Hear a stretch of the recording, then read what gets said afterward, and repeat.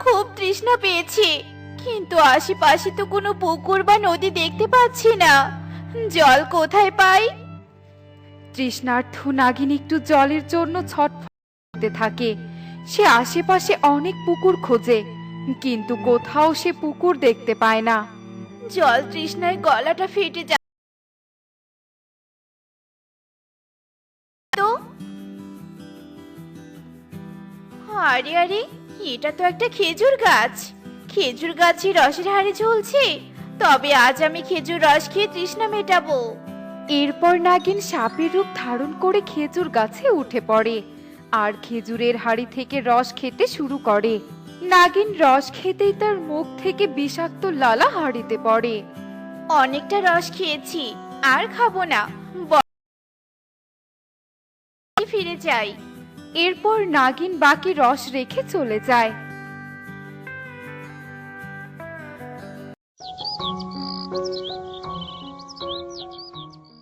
আর পরের দিন সকাল হতেই মা, মা, আমার খেজুর রসের হাঁড়িটা বেড়ে দাও।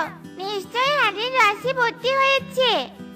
আজকের দিনটা থাক, আমি কাল তোকে হাঁড়ি পেড়ে দিব। না না না, আমি এখনই হাঁড়ির রস খাবো। সকাল সকাল রস খাওয়ার মজাই আলাদা। মা, তাড়াতাড়ি রস পেড়ে দাও, পরে আমার অনেক কাজ আছে। এমনিতেই আজ আমার পুতুলের বিয়ে, বুঝলে? আচ্ছা বাবা, দিচ্ছি।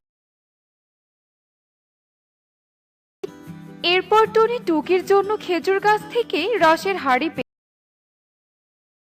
হাড়ি এনেছি, দাঁড়া, ঘর থেকে গ্লাস এনে দিচ্ছি। গ্লাস লাগবে না মা, আমি হাড়ি ধরেই রস খাবো। টুকি খুশি মনে হাড়ির সব রস খেয়ে ফেলে। মা, রাস্তা খুব মজা ছিল। মা, মা, আমার গলা জ্বলছে কেন?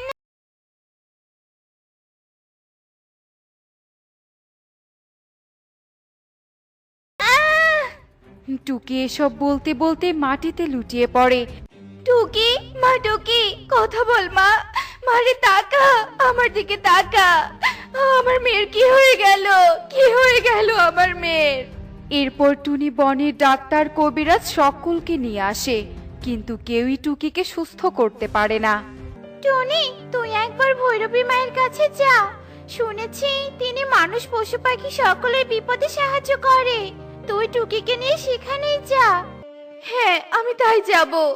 আমি আমার মেয়ের কিচ্ছু হতে দিব না। আমি আমার মেয়ে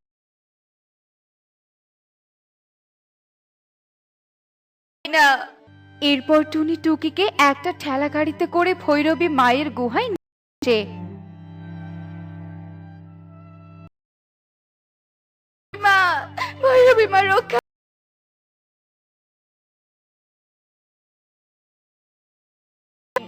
শান্ত হ বাছা, আমি তোর মেয়েকে পরীক্ষা করে দেখছি। টুকিকে পরীক্ষা করে বলে, তোর মেয়ের তোকে সাহায্য করতে